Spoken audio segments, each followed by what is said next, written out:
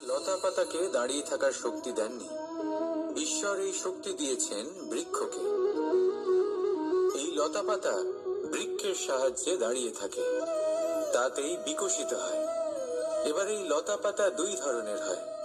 প্রথম সে যে এই বৃক্ষতে বিকশিত হয়, ফুল ফুটিয়ে তোলে, নিজেকেও সুন্দর বানায়, বৃক্ষকেও সুন্দর বানিয়ে তোলে। দ্বিতীয় সে যে বৃক্ষকে পুরোপুরি শুকিয়ে দেয়, তার প্রাণ শক্তি তার থেকে কেড়ে নেয়, আর শেষে নিজেও ধ্বংস হয়ে যায়।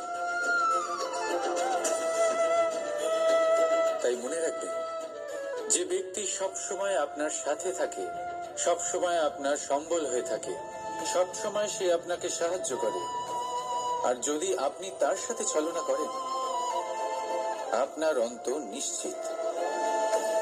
এরকম কখনো করবেন না।